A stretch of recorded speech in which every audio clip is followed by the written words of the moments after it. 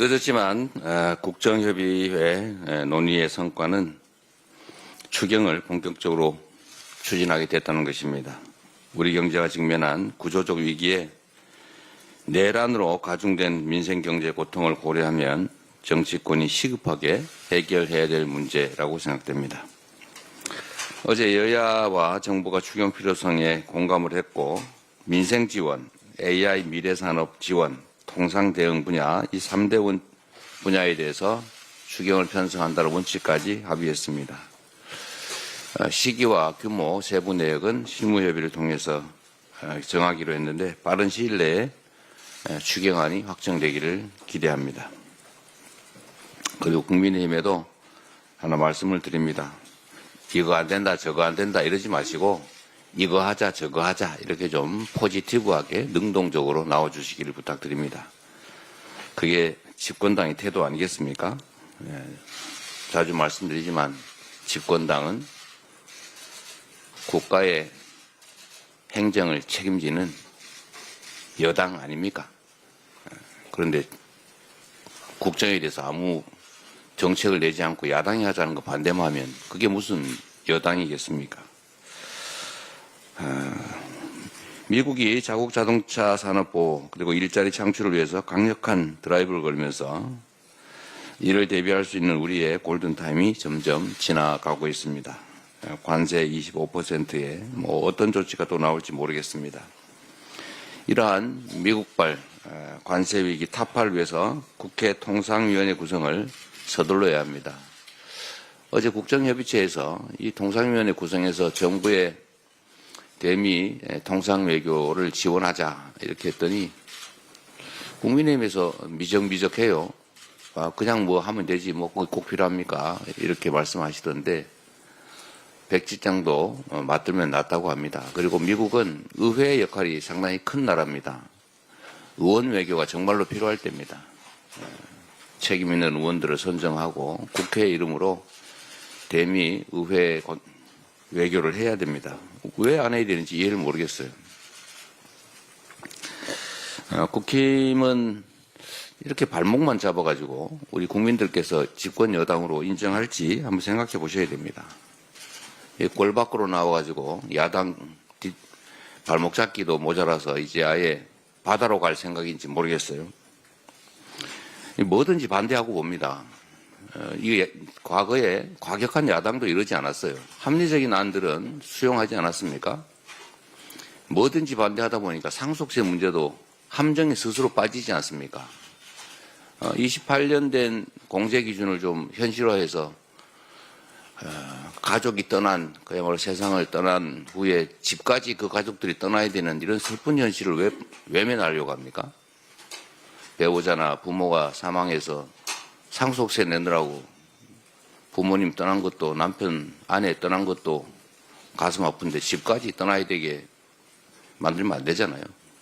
이런 합리적인 정책은 좋다 훌륭하다 대신에 이거 더 하자 이렇게 해야 여당의 최신이 사는 겁니다.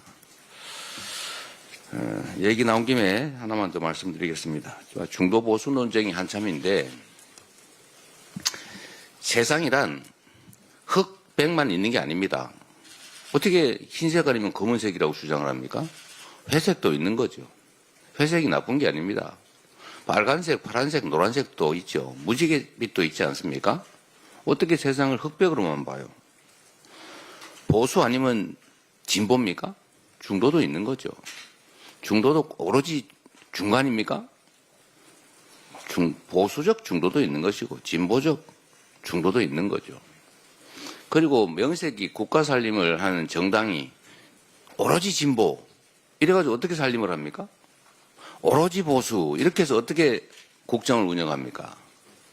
예를 들면 국정을 운영할 때도 안보나 경제 영역은 보수적 인사들이 보수적 정책으로 하고 사회 문화적 영역은 진보적 인사들이 진보적으로 집행하면 됩니다. 왜 둘 중에 하나를 선택해야 됩니까? 그런 시각으로는 국가의 미래를 설계할 수 없다는 생각이 들어요. 김대중 대통령 또 문재인 대통령께서도 우리 당의 입장을 보수 또는 중도 보수라고 많이 말씀하셨습니다. 우리가 진보적 색채가 완전히 제거된 오로지 보수만이냐? 그거 아닙니다. 우리 당은 진보부터 보수까지 스펙트럼이 아주 다양하죠. 그 상황에 따라서 보수적 색채가 강조되기도 하고 또 상황에 따라 진보적 색채가 강조되기도 합니다. 정책의 중심이 보수적일 수도 있고 진보적일 수도 있죠. 그러나 보수적 정책만으로 구성이 되면 당이 제대로 되겠습니까? 진보적인 역할이 필요할 때는 진보적 역할을 하고 또 진보적 역할이 필요한 영역에는 진보적 정책을 하는 겁니다. 지금은 말씀드린 것처럼 국민의힘의 무능, 거기다가 이 내란 사태까지 겹쳐서 경제 상황이 너무 심하게 악화됐습니다. 분배와 공정을 얘기하기는 참 어려울 정도로 성장 자체가 마이너스로 가는데 살아남아 있어야 행복한 삶도 가능하지 않습니까? 진보적 정책을 기본적으로 깔고 보수적 정책도 필요하면 하는 거죠. 그런데 지금은 성장이 정말로 중요한 시기가 됐습니다. 회복이 가장 시급한 과제가 됐어요. 헌정 질서라고 하는 것은 우리가 지켜야 될 핵심적인 가치입니다. 이 헌정 질서를 합법적인 방식으로 국민의 합의를 통해서 한번 바꿔보자라고 하는 게 아마 진보적 사고겠지요.